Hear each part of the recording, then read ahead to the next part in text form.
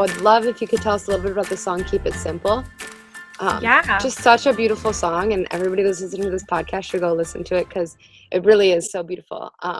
And the story that you've told me behind it is so beautiful, and I would love for our listeners to hear about that. Yeah, sure.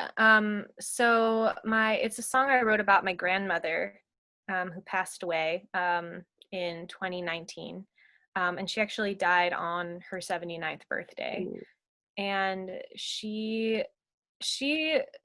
was Catholic. She was a very rebellious young person and not very active in her faith for a period of time, and like had a kind of more deep conversion experience later in her life. To start, she was a teen mom. She had my mom when she was 16. So like being a teen mom in the 50s was like pretty taboo in Harrisburg, Pennsylvania, of all places.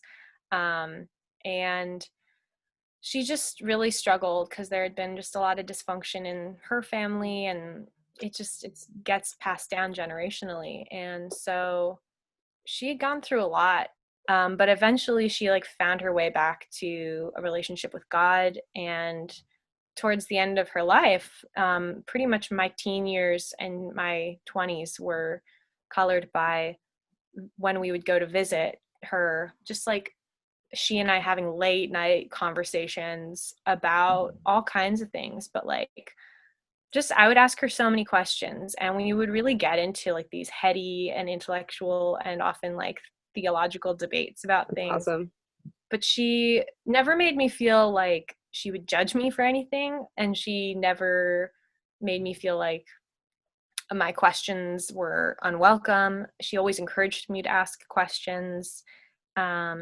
But when she could see me getting frustrated about like wanting the answer and wanting certainty and wanting things to be black and white, she would just say, Jessie, keep it simple. And, go back to the basics, go back to the things that you know to be true in your heart. And, don't worry about all the other, like how many angels can dance on the head of a pin stuff. Like stick with the core true basics. And so that after she died, I went from like, here I am holding her hand to like seeing her as ashes, which was like 3 days later. And existentially, that's just like such a crazy, it's still something I'm processing. And I went through a lot of like questioning, like, what does it mean for us to be somewhere else after we die and like leave our bodies?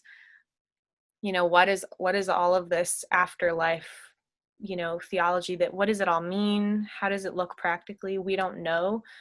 So I just tried to go back to what I could remember of things she would tell me, and Keep It Simple was one of those things. So that song kind of came out of just wanting to remember her and her life and honor who she was, and also my journey of like how to grieve and how to process things spiritually.